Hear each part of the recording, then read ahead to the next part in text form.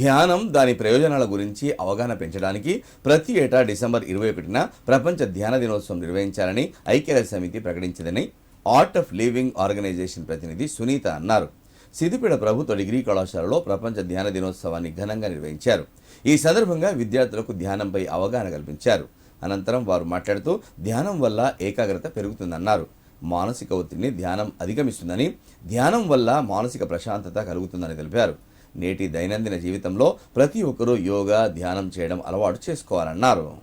December 21 actually world meditation day అని united nation organization declare చేసింది. ఈ వరల్డ్ మెడిటేషన్ డే సందర్భంగా మనం ఇక్కడ సిద్దిపేటలో పోలీస్ కమిషనరేట్లో మార్నింగ్ 6:30కి పోలీస్ కమిషనరేట్లో ఫాలోడ్ బై 8:30కి కోమట్ చెరు మీద మళ్ళీ ఇప్పుడు 12 o'clockకి ఇక్కడ మనం గవర్నమెంట్ డిగ్రీ కాలేజ్లో క్లాసెస్ కండక్ట్ చేసినాం, మెడిటేషన్ క్లాసెస్.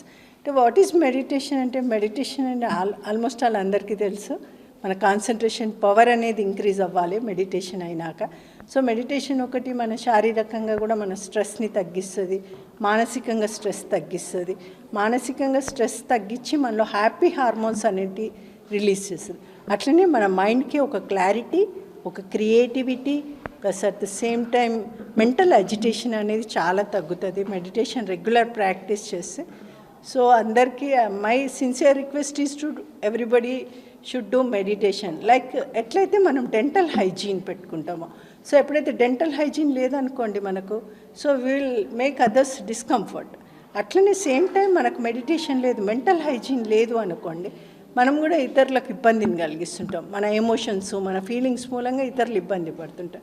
సో ఎట్లా డెంటల్ హైజీన్ ఇంపార్టెంటో లైఫ్లో మెంటల్ హైజీన్ కూడా మెయింటైన్ చేయాలి. సో ఆ మెంటల్ హైజీన్ కోసం తప్పకుండా మెడిటేషన్ చేయాలి. సో ఈ మెడిటేషన్ వరల్డ్ UNO గుర్తించి ఈరోజు దీన్ని డిక్లేర్ చేసినందుకు we are very happy to have this programme.